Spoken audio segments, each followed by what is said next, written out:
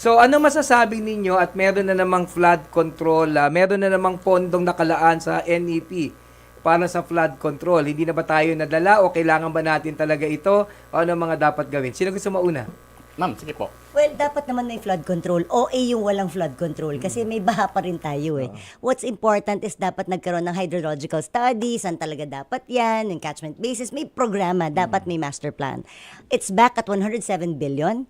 Unfortunately, parang hindi nasunod kung saan flood-prone areas. Majority kasi is in the northern area. So bakit hindi nasunod? Ibig mo sabihin may kikita na naman. Ganun ba yan? I don't. That's one thing na pinapatanong namin sa budget hearing kanina. Kung bakit yung distribution, wala na namang master plan. Bakit hindi strategically distributed to dun sa flood-prone areas. So, yun ang dapat sagutin sa amin sa mga susunod pa. Baka daw kasi pag may master plan, magiging efficient. Konti ang kita. Attorney Carlo. Yes, agree ako. Kailangan naman talaga natin yung flood control. Lalo na ngayon na puro bagyo, puro baha. So pag tinanggal yung flood control na yan, mas lalo tayong kuwawa. Pero dapat ayusin. Dapat talaga ayusin ang implementation. Ano masasabi nyo na so far parang yung mga gusto nating malalaking isda na dapat manghuli ay hindi pa nahuhuli? Baka kailangan ng mas malaking barko para mahuli isda. Well, Baka mas malaking net. Hindi, continuous pressure from the public. No, don't let up. Kailangan tuloy-tuloy lang ang pressure mula sa public para hindi mag-relax ang kahit sino. Sa tingin nyo, bakit parang nagiging selective ito? Bakit parang may mga tao, personalidad na madaling maidemanda, mayroon mga personalidad na hindi? Because pas the higher it is, the higher din yung pwedeng ma-implicate ng mga tao. Dahil syempre, hindi naman gawain ng isang tao yan. Hanggang saan ba pinakamataas sa tingin mo pwede ma-implicate? I don't even want to speculate on that, Attorney Edward. No, but syempre, lahat naman ito hindi mangyayari kung hindi inalaw ng maraming pinagdaanan ng papeles. Pero ikaw, Attorney Carlo, satisfied ka ba so far dito sa takbo ng pagdinig?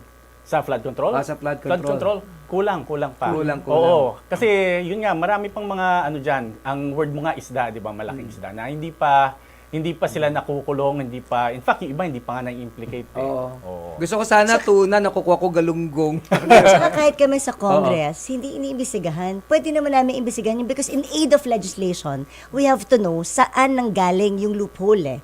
But nobody's talking about it. Bakit nga hindi iniimbestigahan considering Kasi na... bawal daw namin imbestigahan yung sarili namin. But sabi ko, hindi naman ganun yun eh. Ang iimbestigahan mo is the process on how, where the loophole was. But nobody's hearing.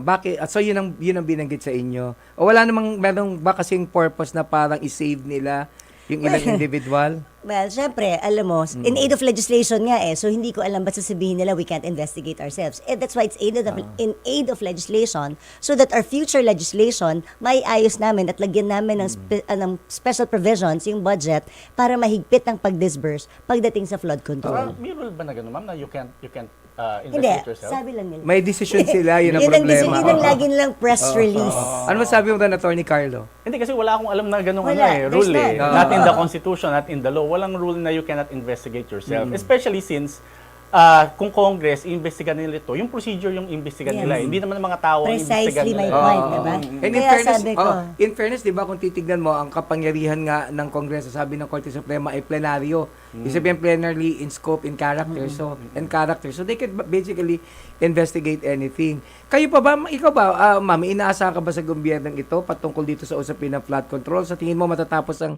2028 walang mangyayari? Palagi ko naman tatapusin nila. I think they will make do with their promise. They have to if they want to achieve something or accomplish na seryoso sila dito. Dahil siyempre, ang presidente ang unang nagbitaw nito or nagbulgar nito. So, dapat tapusin niya. So tingin mo ba tatapusin o dapat lang? Sabi naman niya, tatapusin niya. We have no recourse but to believe that. And we have to believe that. So, let's pressure him to do so. To do so. Attorney Carlo? Hopeful ako na matatapos yan. Yeah. Lalo na nga that the public is now involved dito. Yes. And maraming maingay tungkol dito. So hopeful ako na matatapos yan. Pero pag-usapan natin itong flood control, panibagong budget, 107 billion. Pero sabi sa mga pag-aaral kasi, kinakailangan meron kasing, yun nga, master plan, kasi magkakaugnay lahat yan eh. Hindi pa pwede, for example, na may pumping stations ka, na wala ka namang water impounding, hindi ba, na hindi nakasara Catchment lahat basins. yung mga ganun, among others.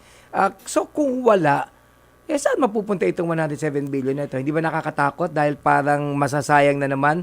Magtatayo ng mga dike na hindi naman kailangan among Sayang, others? di ko din nila yung mapa kung alam ko yung pag-uusapan natin. That's what I was saying nga, concentrated in the northern area. Kaya dapat i-distribute. Yung Dapat budget as it i-distribute. is now, sana dala kayong mapa para makita mo na doon sa upper portion yung lahat ng flood control. Doon sa mga nagbabahang area, mas na-lessen. So, dapat yan strategically distributed at alam kung saan yung tunay na nagbabaha, doon ilagay ang pondo. We still have time, kaya dapat aralin Pwede talaga pa. to.